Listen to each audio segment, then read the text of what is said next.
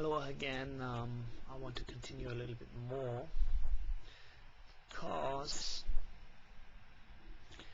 some of you might ask yourself, well, how do I actually forgive myself? And apart from just willing to do it, our dear Kahili King is also kindly providing us always with some nice ideas to experiment with. In healing, generally, it's a good advice to always be flexible. Flexibility leads to healing. Means also, if one way is not working, try another, or adapt the technique in a way that it suits you better. So, one technique that he's describing here is for self-forgiveness is to take a deep breath and relax.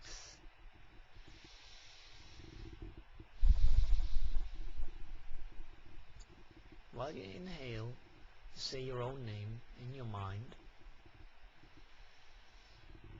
While you exhale, you say, my dear, whatever is your name, I forgive you for this and that, being incomplete, for failing there, or whatever. And this, for whatever you need, you do it 3 times. And at least 3 times. You can make a break, you can see, you can continue another day, however you feel. Inhale with your own name and exhale by saying, I forgive you for such and such. And it works. And as is also mentioned in another point, this thing can be further substantiated or make more effective if you use a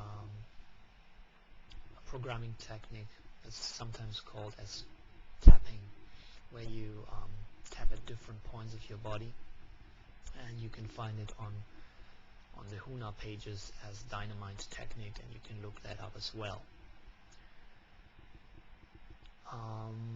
Then in general, some more notes I took here in the following pages is about breathing. This has been in all ancient cultures, meditational traditions, etc. Breathing is very important. So 12 breaths per minute is an average breathing. If you breathe more deep, you will breathe more long and you will become more calm. Also, it's good to extend awareness in the sense that how we move affects how we feel and how people react to us. So you can experiment with that, take on different mentalities and express them through your move. You can be a bouncer, a glider, a swayer, or whatever. Then, as also used in the dynamite technique and in other healing systems, as a special breathing technique, it's called Pico breathing. Pico means crown and ancestor, and also navel or parents, and genitals means descendants. So it also means center. So there are these 3 centers: the crown, the bottom, and the heart, or the navel, which is actually, in this case, it's the navel where we're coming from.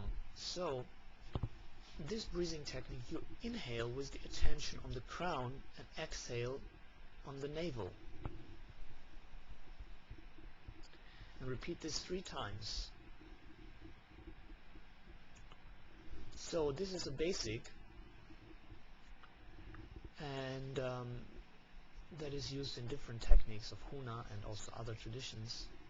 So now you can experiment by breathing like this, and then slowly move with being completely aware of your body, attending to balance, sensations, feelings, and thoughts. just observing, paying attention how differently people may react to us. We don't have to overdo it, just this awareness. And we can repeat it in different occasions. And try to stay centered and aware with other people. Sometimes we say people are out of touch. That means they're so tense that they cannot feel. And we can observe ourselves and how far this is also applicable for ourselves. Then to help with this, self-touch can be very helpful. Touch the whole body, squeeze each finger, touch, vibrate, center of the chest, the base of the spine, and there are 2 points here on the finger. Let's see if I can put it in the camera, between the thumb, here. It's also a very energetic point. And these places can be tapped like this 7 times usually to have a good effect.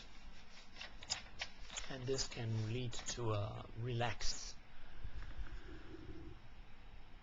So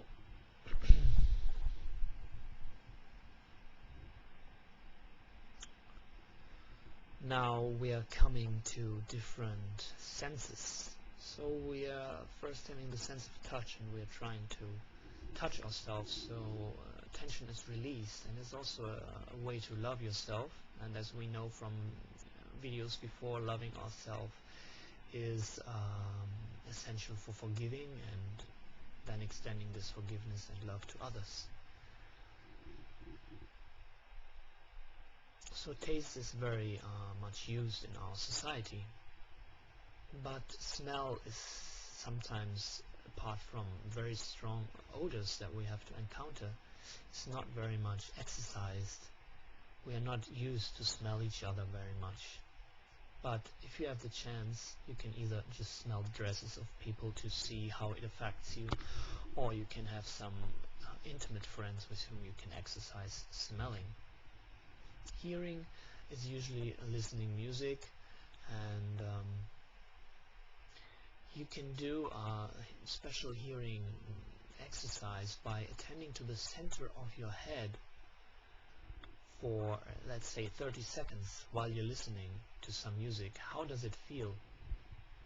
And then you can listen while attending to your chest, your stomach, your hands, your ears, and see how this is altering the experience. And you can try the same in a conversation with people. So there's different forms of awareness. And the second exercise on hearing is how many sounds can you hear in and outside of you? Try to distinguish them. And then you can take one sound of these and try to see in that sound how many different sounds it's comprised of. Yeah, that's on hearing. Then there are some interesting exercises on seeing as well. If all light passes through something, then that object will be invisible. So there's an exercise to remove eye tension. Squeeze eyes shut for 5 seconds, or 5 times.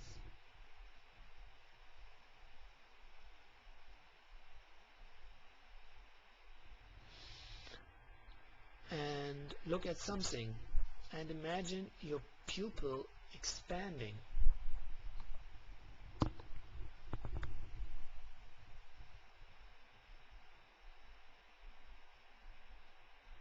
And repeat this. This can remove tension from the eyes.